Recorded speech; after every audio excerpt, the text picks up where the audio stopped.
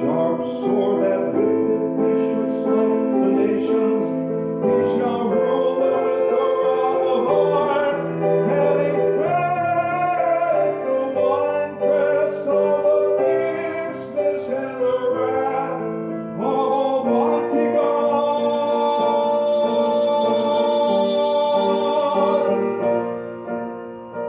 And he hath on his vesture and on his thigh a name written, King of Kings and Lord of Lords.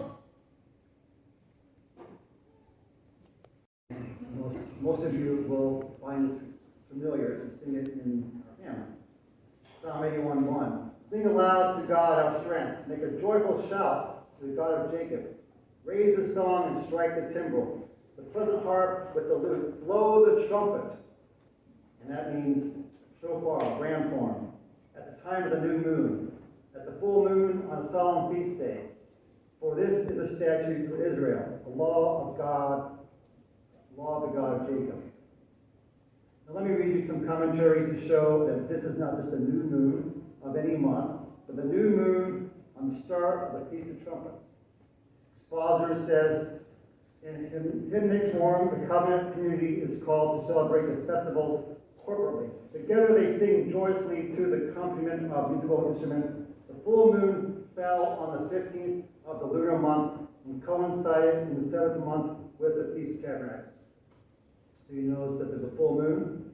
That's the first day of the feast. So you look up at the moon on the first day, evening of the first day of the holy day, Feast of Trumpets, Feast of Tabernacles, and you'll see a full moon.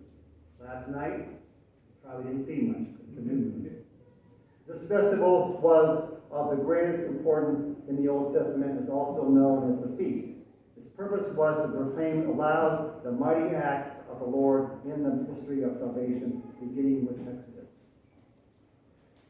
Now I read the commentary of these expositors to show that they are referring, or here that the Psalms are referring to the new moon of the 7th month of the Feast of Trumpets, that the ram's horn or shofar was blown on this day.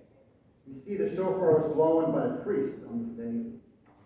The shofar specifically has great meaning in the return of Christ, a meaning in the blast as a day of alarm, war, and joy. Let's focus now on the first trumpet.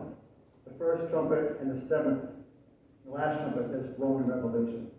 The first trumpet is the trumpet blast of Abraham, the calling of Moses. And also you see the covenant. There are a number of very profound covenants in the Old Testament. You've got the covenant God made with Abraham, and the covenant God made with Moses and the nation of Israel. So each of these divisions, the law, the prophets, and the writing, have a story to tell. Now we take a look at the prophets. The prophets. You've got the former prophets, the major prophets, and the minor prophets. Now here's where we begin to see where some of these books are put together in the Hebrew Bible. Joshua and Judges are considered one book. The books of 1st and 2nd Samuel, 1st and 2nd Kings are considered one book in the Hebrew Bible.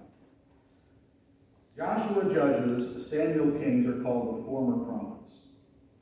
Now, in terms of the 3 C's, this is telling, the former prophets tell a story about how Israel and Judah responded to their Creator God, how Israel and Judah responded to their calling, and how Israel and Judah responded to the covenant God made with them.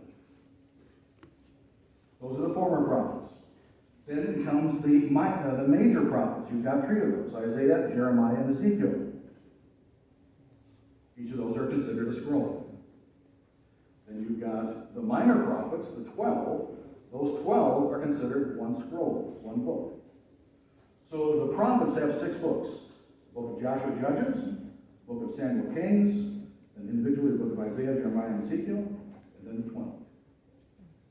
And of course the prophets, major and minor prophets, tell about God's judgment on Israel and Judah because of how they responded to their Creator, how they responded to their call, and how they responded to the covenant. Last section has 11 books in it. Those 11 books are the writings, sometimes referred to